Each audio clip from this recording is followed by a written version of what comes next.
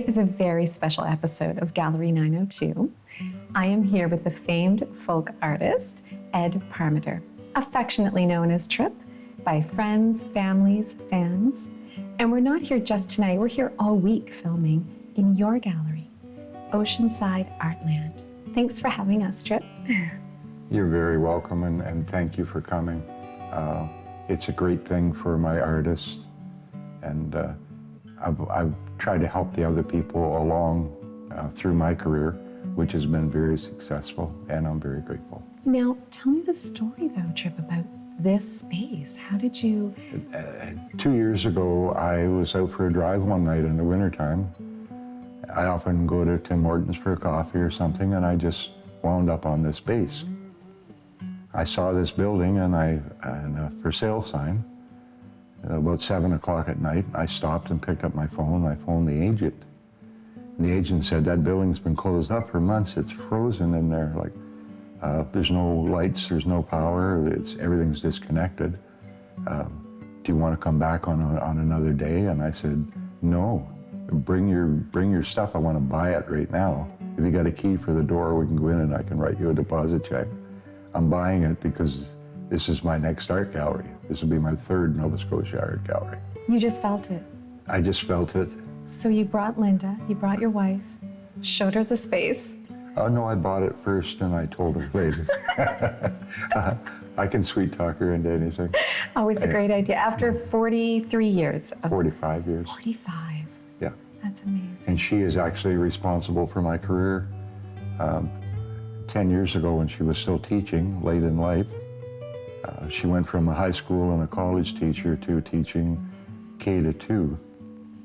And then she found I had some talent because she would make me do murals for the little kids on the walls.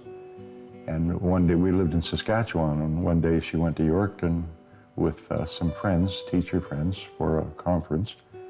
And she's an avid reader. She was in chapters, and they had a paint box kit, you know, for $20 with some acrylic paint, a couple of little canvases, and some brushes. And so she thought I was bored because at this stage of life I was refurbishing an old antique general store. I was selling vintage music online, records all over the world, and shipping them. And you've always been a businessman. I've been a businessman since I was 15. Anyway, she brought this paint kit home, and I decided, what the heck, I'll give it a try. So my first painting was quite large and quite dramatic, and it took me about 20 minutes, and I walked into the kitchen and showed her, and she went, oh my God. And so then my friends started buying them, and I went to local flea markets, and I had a friend who was an auctioneer, and I would throw some in his auction. Every month he had a big auction, I'd throw some in. And before I knew it, I was selling hundreds and hundreds of paintings. All from this chapters kit. Mm-hmm. Yeah, and a lot of the locals, we were in the Ukrainian farm belt there. So the old Ukrainian people, they never get rid of their farms. Even when they go to the old people's home, they keep the house and 5 acres or something on the home quarter, and they want it maintained. They want the grass cut, and the relatives keep it because they'll come out for a Saturday dinner or a special for a wedding or something. And so I'd go around and cut these lawns with a little tractor and trailer, and it was just having fun, like living a semi-retired, idyllic kind of life. And painting. And painting. The whole time. Yeah, and then the next year, Mama decides that she had enough of teaching. So I went out and bought myself a big Class A motorhome, big 40-foot Brute, and we loaded up everything we wanted in it. And she said, where do we go? And I said, well, I was born in Nova Scotia. I've still got relatives there, let's go. Just like that? Yeah, so we loaded up and we came home, and we bought an old house in Bridgetown. We looked at, I don't know how many houses, but we bought a house that was, 200 years old in Bridgetown. And I had a carriage house that I was painting in, and people were coming to the house, knocking on the door, are you Trip the artist? I would like to buy some of your paintings. And, so one of my friends said to me, you really need a gallery. So we rented a gallery in Annapolis Royal. And on the third day I opened, I never understood my work. I didn't know what I was. Being self-taught, I had no idea the value. So about the third day we were open, 2 world-class artists came into the shop. They were on a speaking and engagement tour. One guy was Japanese and the other guy was French. And they're still mentors of mine today. They're very well-known artists. They looked at my work and they said to me, "Trip, you don't understand what you're doing, do you?" And I said, "No." And the Japanese fellow says, "You are a true folk impressionist. There are about 6 in the world. And you're not the best, you're not the worst. You're right in the middle somewhere. And maybe you will be the best. But I can tell you, you're going to sell thousands of paintings." Well, that was not quite 9 years ago. And I've sold 5,400 and some odd paintings to date. And they're all over. They're all over the Your world. art is international. I'm getting an international name, and now I have an international studio in Mazatlan that I'll be painting this winter for 6 months. And there's tour buses and Americans. Americans are generally responsible for my career. But what's made my career shine above a lot of other people or being lucky is multiple sales.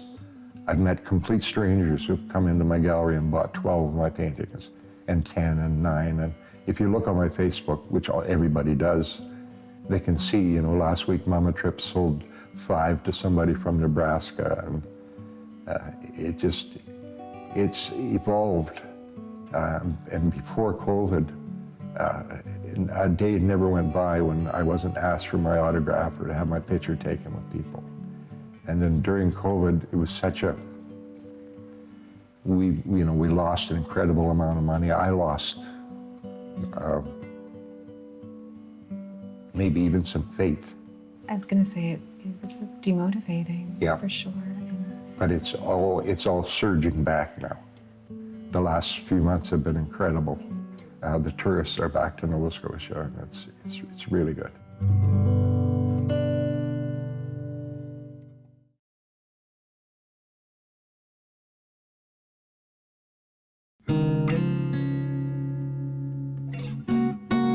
Trip, this is my favorite part, the showcase. The colors everywhere in your paintings. Where did the inspiration come from? I derive most of my colors from just playing with paint, mixing 4 or 5 different colors on a brush and pulling it down. And I found that I created tones that are not standard colors. So it was the beginning of a repertoire that I'm still building on. Some of my paintings, like this big one behind you, are idyllic. It's just like a fantasy street with a river running underneath of it. Sort of a dream thing. People tell me my work makes walls happy. So Trip, something for me that I find so exciting when I look at your lighthouses are these skies and how each one is the same yet different, if that makes sense. And I've heard the term trippin' skies. I love that. Explain that. A lot of paintings, the phrase is actually tripped out. One of my biggest collectors, they have about 70 of my paintings, and they're retired bank executives, and they're very classy people. When the man came into the gallery one day and his wife was away, they bought this beautiful big house. And he came to me and he said, "I would like you to paint the house for my wife for a surprise." And I said, "It's not going to be an architectural painting." And he said, "No, I want you to trip it out," which I did. Love it. And I've had a lot of artists tell me, I don't like doing commissions because they'll say, "Oh, the sky wasn't that blue," or something else is wrong. I've done hundreds and, probably 1,000 or more commissions, and every one was a happy story. I had one lady that didn't go gaga all over me, but for the most part, it was really good. The skies, they're Nova Scotia skies, they're out there. People fail to look, but they are there. So I've always had the feeling of a different sky in each painting. And then as you look around these paintings, like you'll see boats all gathered together. They're all my boats. I have my own way of painting boats. And I have a patent, which I'm going to show later, my popcorn sky. It's a trip patent, and people do not copy it. I'm thankful for the respect that they don't, because it's my sky. I'd love for you to take us back a little bit, because when we talk about your inspiration and the colors in your photos, you have an amazing family history that grew up on the ocean. Yes, like I was born in Kentville, and you know, being in the valley, you're not far from the water anywhere. My first memory of being off of the farm was my mother taking me to Halls Harbor, and I got her to take me to repeat, you know. And once she took me there, I had her to take me to other harbors, and it was just so beautiful. So my whole work is it's kind of retro in a way, and it's all about the relationship of Maritimers and the sea, for the most part. Some are abstract buildings and, you know, a European scene, but for the most part, it's the relationship of the people and the tradition of Nova Scotians living by the sea, or Maritimers. So Trip, your grandfather and your father have a long history of working on the water and the ocean.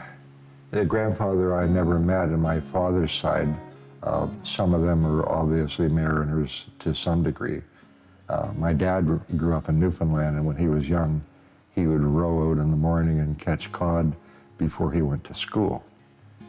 But he immigrated to Nova Scotia, where he met my mother here in the valley, and he enlisted for just at the end of the Second World War. And when that was over, he had a family to feed. My sister was born, and he joined the Merchant Marines, Merchant Navy, between the wars. And then when Korean War started, he re-enlisted and did all of the Korean War campaign. But during the time that he was at sea, he was a stoker in a blast furnace on an Irving oil tanker, which went all over the world. It was just a small ship, maybe a 300-footer. And they kept running into this tramp ship called the Rover, and it was owned by a Portuguese family. And they sold all their wines, their cheeses, their olives, I guess little anchovies and things that they produced. And the whole family lived on there, like the grandmother, the grandfather, kids.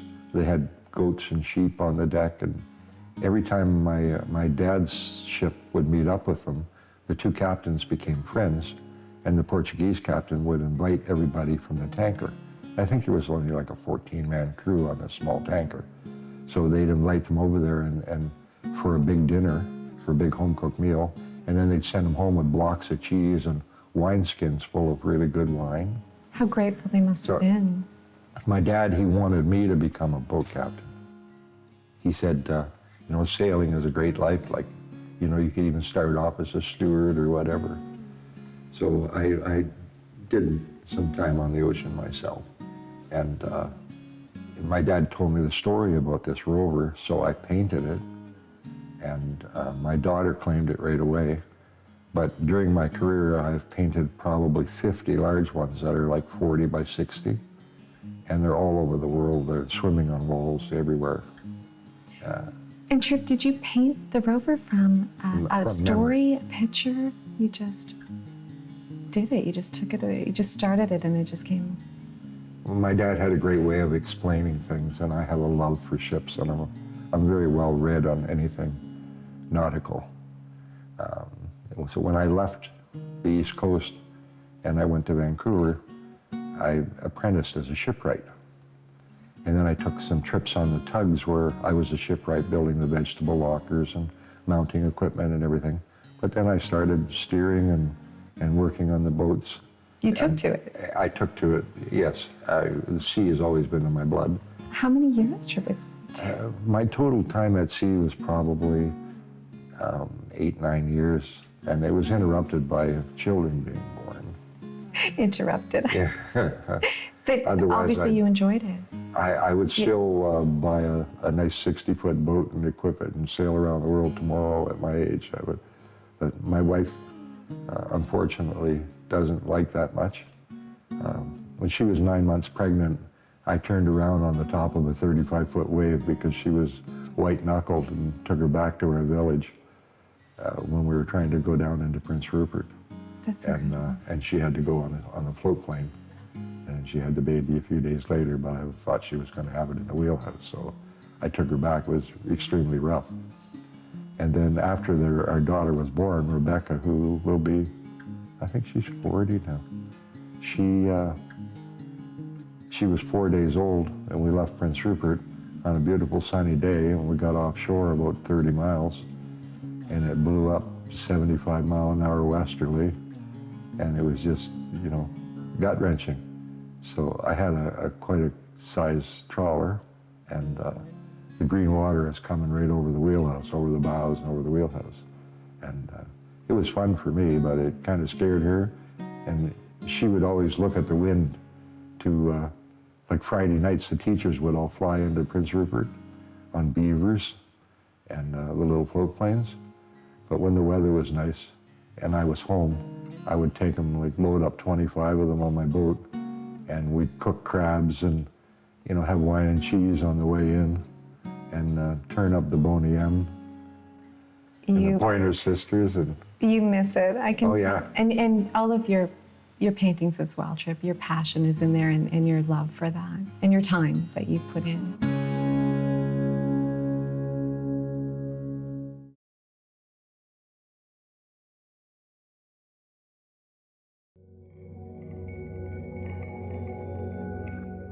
Okay, so this is a rare treat to be able to watch your method and how you start with your sketching. This is sketched with a black brush, and then what I do, I put in a little bit of details, but when I talk about bringing out tones and colors, you see here you got purple and pink and blue. When I mix them together the way I do it on the brush, and then just grab a hold of it with both hands and pull it down. It completely changed. It completely changes everything. So the paint is telling me a story. It's like I'm reading Charles Dickens when I'm painting. So what I'm going to demonstrate for you today is my patent Trip Sky, which a lot of people love, and they're extremely a lot of work, but it just goes like this.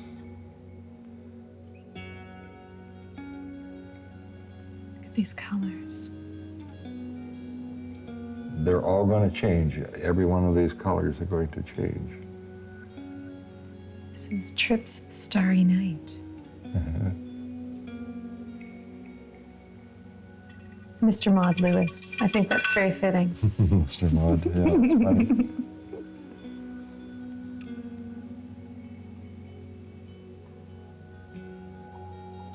Now, once the sky is done, all the reflections are going to come right down, right to the water.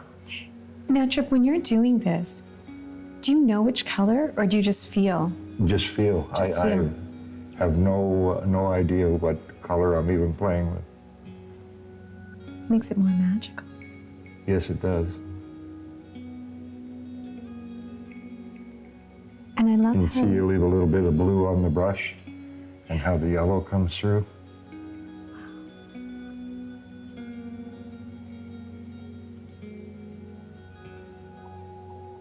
And I like how you have a base already on your main picture, the main sketch.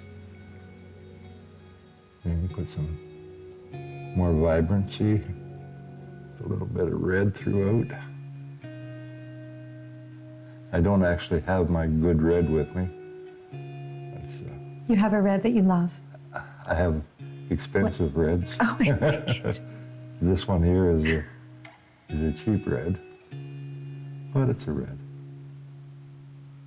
Okay, so then what we do is change up to a little bit of a smaller brush. Okay. And then we start filling in. The in-between spaces. All of these circles are all going to meet They're going to intersect. at one point here. The trick is just to balance the colors across the sky. And I kind of equate it to hanging paintings. My wife is a very good gallery coordinator, but nobody hangs paintings like me. I can just look at a wall, take a pile of paintings, and it works out how I throw them up on the wall. I watched it earlier. You have the eye to know that it's balanced. The eye for balance, What yes. goes where. Yeah. Yes. So now,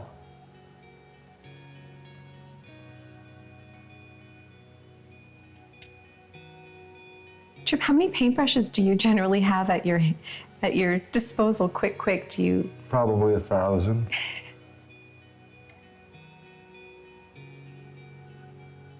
I can see this magic is going to happen now. It's going to start. Gold is quite dramatic. The gold. I love gold. So we'll get a little bit of gold tone in there. Then we'll pick up some of the orange with the gold.